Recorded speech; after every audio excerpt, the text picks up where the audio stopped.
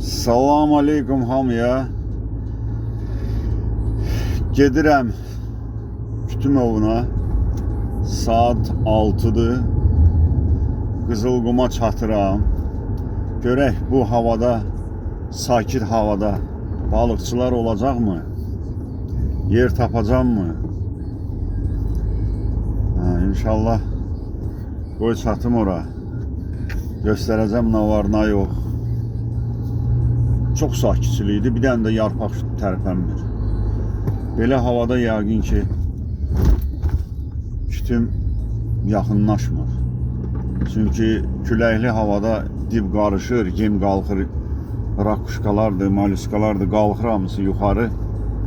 Kütüm yaxınlaşır, başlayır onu yeməyə. Ancaq su sakit duru olanda qorxur balıq. Ehtiyat eləyir, yaxınlaşmır. Su bulanlıq olanda qorxmur. Təmiz açıq su olanda çəkinir, yaxın durmur. İnşallah indi çatım, baxacam da nə var, nə yox. Göstərəcəm sizə.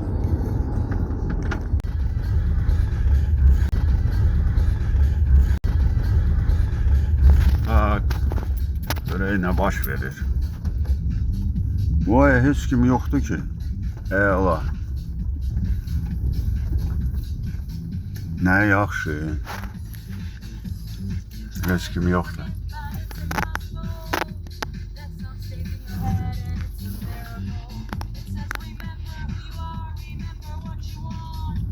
Getməliyəm. Belə.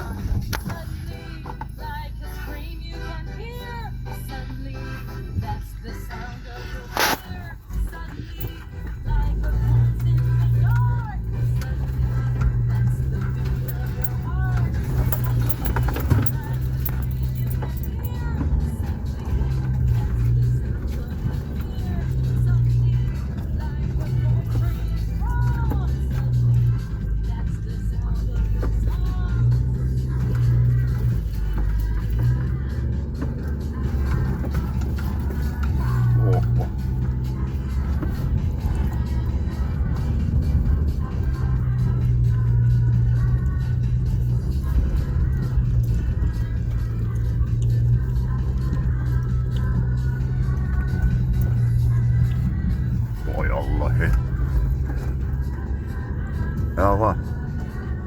Geldi çatdıq. Görürsünüz ha.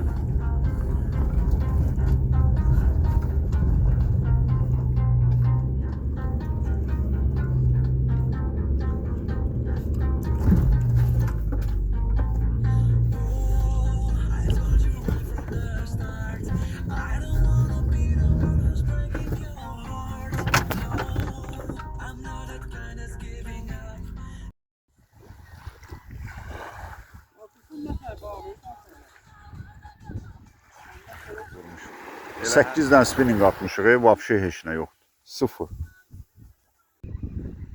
Davay, axır ki siftə. Dedim də mən sənə inanıram. Gözlə. Yaxşı bir dənə babatı gəlməlidir.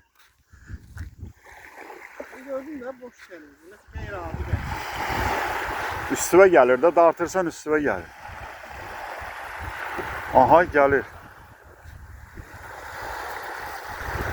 Hoppa, arda gəlsin, əla. Bugün mənim işim düzəldi. Mən boş getməyəcəm. Yaldınsa. 20 dəqiqə işləyib, hoşum. Bir dənə balıq 500 qramlıq gəldi. Bir dənə də balıq vuruş. Gəlir. Bu yaxşıdır ya. Babatdır bu. Maşallah. Arda gəlsin. Məndə də biri çıxıb, onu çəkmədim. Bu Zavur qardaşımızındır. Məndə də gəlib. Göstərənimdir, setqadadır.